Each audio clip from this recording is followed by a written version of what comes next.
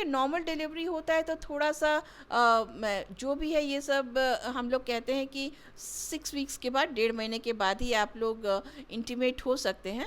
But उसमें थोड़ा सा अगर नॉर्मल डिलीवरी आपको हुआ है तो थोड़ा सा नीचे लैक्सिटी फील हो सकता है, ये सब चीज़ें होती हैं। प्लस आप बेबी को केयर कर रहे हैं, आप फीड कर रहे हैं उसको, प्लस थोड़ा स्ट्रेस आपका बढ़ जाता है, आप ठीक से सो नहीं पा रहे हैं, ये सब है। तो इसलिए थोड़ा सा इरिटेशन रहता है, थोड़ा सा वीकनेस रहता है, थोड़ा सा आप ज़्यादा एग्जॉस्टेड रहते हैं। तो इस सब कारण के से फीमेल्स थोड़ा सा उसमें बहुत इनिशिएट नहीं करती हैं। बट स्टिल ऐसे अगर दोनों कंफर्टेबल हैं तो इंटीमेट होने में कोई ऐसी प्रॉब्लम नहीं है। नमस्कार, मैं अभिषेक आनंद और आप देख रहे हैं news for nation. Pregnant ladies के मन में कई सवाल चल रहे होते हैं कि उनका डिलीवरी नॉर्मल होगा या फिर सीजेरियन होगा। सीजेरियन ऑपरेशन के थ्रू होता है, उसको सीजेरियन भी हम लोग कहते हैं। लेकिन डिलीवरी नॉर्मल कैसे हो, क्या डाइट हो और किस तरीके से, तमाम ये जो सवाल चल रहे होते हैं प्रेग्नेंट लेडीज़ के मन में कि डिलीवरी नॉर्मल कैसे हो, क्या डाइट हो और क्या उसके साइड इफ़ेक्ट्स होते हैं प्रेगनेंसी के टाइम में, उनसे कैसे डील करें, इन्हीं सब चीज़ पे बात करने के लिए आज हमारे साथ मौजूद हैं डॉक्टर लक्ष्मी झा, जो कि पटना की जानी मानी डॉक्टर हैं और काफ़ी चर्चित हैं और लोगों को पसंद भी आती हैं। आमतौर पे पटना के लोग यहीं पे आते हैं, प्रेग्नेंट लेडीज़ को लेके आते हैं, क्योंकि यहाँ का सर्विस हो या फिर जांच हो काफ़ी अच्छे से होता है। और अगर प्रेग्नेंट लेडी हो तो बिहेवियर भी मैटर करता है। तो डॉक्टर लक्ष्मी झा का जो बिहेवियर है वो भी कस्टमर्स रिव्यू में देखा गया है कि लोगों का जो फीडबैक है डॉक्टर लक्ष्मी झा के लिए काफ़ी पॉजिटिव है। तो चलिए हम उनसे बात करते हैं। सबसे पहले मैम आपका स्वागत है न्यूज़ फॉर नेशन में। Thank you so much. Ma'am सबसे पहले ये सवाल रहेगा कि इतने बड़े हॉस्पिटल को, रेप्यूटेड हॉस्पिटल को आप चला रही हैं, लगभग इस हॉस्पिटल में पर मंथ का अगर हम देखें पेशेंट्स का नंबर तो क्या रहता है? देखो ये तो वेरी करता है कि पर मंथ कितने पेशेंट्स आते हैं। But most of the time हम लोग इसको मान करके चलते हैं कि पर मंथ 500 पेशेंट्स के करीब आ जाते हैं। 500 पेशेंट्स। तो इस आंकड़े से आप समझ सकते हैं कि मैम का क्या रेप्यूटेशन है पटना में। अब हम सवाल पूछते हैं मैम कि बहुत सारे ऐसी प्रेग्नेंट लेडीज़ होती हैं, फर्स्ट टाइम भी प्रेग्नेंट अगर वो हो रही हैं, तो उनके मन में कई सवाल चल रहे होते हैं कि डिलीवरी नॉर्मल होगा या सीजेरियन होगा। सबसे पहले इसी पे सवाल रहेगा कि ये जो ऐसा पैनिक टाइप होती हैं, टेंशन में होती हैं, उनको क्या सोचना चाहिए, कैसे खुद को तसल्ली दें? देखिए आपको हमेशा पॉजिटिव रहना है ना। ये हम सबके लिए कह रहे हैं कि आप हमेशा पॉजिटिव रहिए कि हाँ आपकी नॉर्मल ही डिलीवरी होंगी।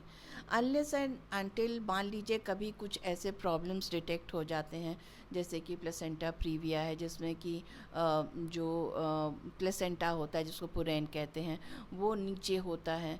तो उस सब में हम इनिशियली शुरू से ही हम लोग कहते हैं कि इसमें आपकी सिजेरियन डिलीवरी होगी, क्योंकि ब्लीडिंग का चांसेस बहुत हाई होता है, रेस्ट दिया जाता है, सब कुछ किया जाता है।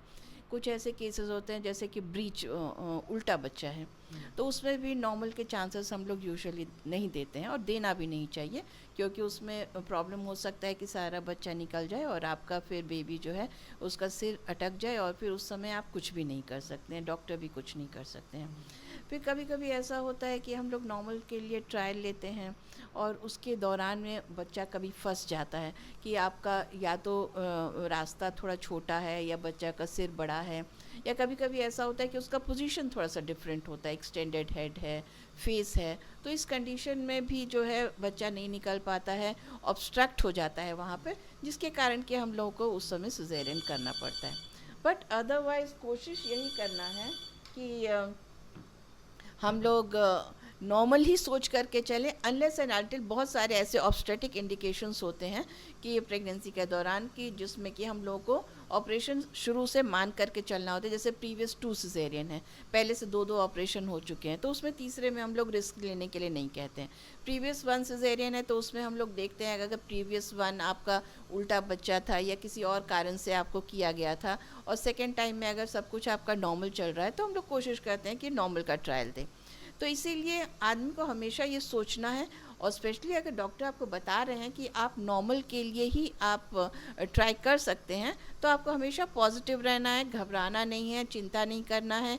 अपना फिज़िकल एक्टिविटी जितना भी है, जितना आपको बताया गया है, वो थोड़ा थोड़ा रेस्ट करके उसको कंटिन्यू करना चाहिए, है ना। तो यही सब चीज़ें हैं जिसको आपने अपने न्यूट्रिशन को अच्छा रखना है, ताकि आप का डाइट आप आयरन कैल्शियम प्रॉपर आप लें, प्रॉपर प्रोटीन्स लें, ताकि बच्चे का ग्रोथ भी अच्छा रहे, आप भी फिज़िकली फिट रहें, ताकि आप थोड़ा सा भी जो पेन है उसको बर्दाश्त कर सकें, या थोड़ा सा ब्लड लॉस है उसको बर्दाश्त कर सकें। बस यही सब छोटी छोटी बातें हैं जिसको ध्यान रखना है, और पॉजिटिव रहेंगे तो डेफिनेटली नॉर्मल डिलीवरी होगा, सब कुछ पॉजिटिव रहेगा। नॉर्मल डिलीवरी के लिए डाइट पे भी डिपेंड होता है, और मेडिसिन जो सजेस्ट करती हैं आप, क्या वो भी मदद करता है नॉर्मल डिलीवरी में? देखिए, नॉर्मल डिलीवरी अगर आप कोई मेडिसिन नहीं लेंगे ना, फिर भी अगर नॉर्मल होना है तो वो हो ही जाएगा। डाइट क्या करता है, आपको फिज़िकली आपके न्यूट्रिशन को वो प्रॉपर करता है, जिससे आप स्वस्थ रहेंगे, और अगर आप स्वस्थ हैं तो नेचुरली आपका बेबी भी स्वस्थ रहेगा। अगर आप ही का हीमोग्लोबिन कम है तो बच्चे से हम ज़्यादा उम्मीद नहीं कर सकते, क्योंकि आपका जो ब्लड है वही जाके बच्चा को खाना पीना ऑक्सीजन जो भी है वो आप ही के ब्लड के थ्रू, पेशेंट के ब्लड के ही थ्रू जा रहा है। तो ऐसे में अगर आपका हीमोग्लोबिन कम है तो नेचुरली उसको भी ऑक्सीजन कम मिलेगा, बच्चा अंदर से ही कमज़ोर रहेगा। इंट्रा यूट्राइन ग्रोथ रिटार्डेशन जिसको कहते हैं, बच्चा अंदर से कमज़ोर होना, या फिर दर्द जल्दी शुरू हो जाना, या फिर बच्चा थोड़ा सा उसको कॉग्निटिव डिफेक्ट्स जिसको कहते हैं कि होने के बाद होना, क्योंकि माँ का हीमोग्लोबिन जब बहुत कम रहता है तो नेचुरली बच्चा में भी कुछ डिफेक्ट्स होने के चांसेस होते हैं। मदर डिलीवरी के पेन को बहुत अच्छे से नहीं ले पाती है, क्योंकि वो ऑलरेडी बहुत एग्जॉस्टेड रहती है थोड़ा सा, क्योंकि हीमोग्लोबिन कम है तो नेचुरली वो एग्जॉस्ट तुरंत हो जाएगी। और लेबर पेन ऐसा चीज़ है जिसमें थोड़ा एग्जॉशन होता है। तो आपका जब न्यूट्रिशन बढ़िया रहेगा तो आप उस पेन को अच्छे से बर्दाश्त कर सकेंगे, और बच्चा न्यूट्रिशनली अगर वेल सपोर्टेड है तो वो भी उस पेन को अच्छे से बर्दाश्त कर सकेगा, और एक नॉर्मल डिलीवरी के चांसेस को इम्प्रूव करेगा। एक और सवाल रहेगा मैम कि अगर कोई लेडी प्रेग्नेंट हो रही है तो उसमें बहुत सारे फिजिकल चेंजेस आते हैं। उस चेंज, सबसे पहले तो स्ट्रेच मार्क्स पे बात कर लेते हैं कि कोई इसका नेचुरल तरीका है, ऐसे दवाई और क्रीम तो बहुत है, लेकिन कोई नेचुरल तरीका है उसको एलिमिनेट करने का कि जिससे स्ट्रेच मार्क्स नहीं हो बॉडी में? देखिए, हर किसी के स्किन का अपना इलास्टिसिटी रहता है। स्किन में इलास्टिक, कोलेजन, ये सब फाइबर्स रहते हैं। तो डिपेंडिंग ऑन कि उसका क्या आपके स्किन में रेशियो है, उसके हिसाब से कुछ लोग अगर कुछ भी नहीं यूज़ करेंगे तब भी उनको स्ट्रेच मार्क्स नहीं होते हैं, लेकिन कुछ लोग को आप सब कुछ दे देते हैं उसके बावजूद स्ट्रेच मार्क्स होते हैं। बट अगर आप अपने स्किन को प्रॉपर नरिश करते रहेंगे, जैसे कि अब कुछ जैसे कि कुछ सेसमी सीड्स ऑयल है, जैसे तिल का तेल वगैरह कहते हैं हम लोग, कुछ मिक्स्ड तिल का तेल, olive oil and coconut oil, ये सब मिला करके आप यूज़ कर सकते हैं, ठीक है। तो ये सब क्या कहते हैं, स्किन को नरिश करता है, और जब स्किन नरिश्ड रहेगा तो नेचुरली वो इलास्टिक, क्योंकि हर स्किन स्ट्रेच होता है प्रेगनेंसी में, तो जब वो स्ट्रेच होगा तो नेचुरली अगर वेल नरिश्ड है स्ट्रेच मार्क्स कम होंगे। तो इसीलिए आपको एक तो डाइट जो आपको नरिश कर रहा है, एक प्लस एक्सटर्नली आप कुछ ऑयल्स ये सब यूज़ करके उसको नरिश कर सकते हैं, तो स्ट्रेच मार्क के चांसेस काफ़ी कम होंगे। एक और सवाल रहेगा कि फिज़िकल एक्टिविटीज़ की बात आती है। ऐसा कहा जाता है कि प्रेग्नेंट लेडी अगर फिज़िकल काम कर रही है तो वो फिट रहती हैं और उससे कई फ़ायदे होते हैं, लेकिन पूछना चाहूँगा कि स्टार्टिंग के कुछ मंथ्स में फ़िज़िकल एक्सरसाइज करना सही होता है, या फिर मतलब फ़िज़िकल एक्सरसाइज कब करना चाहिए उस समय?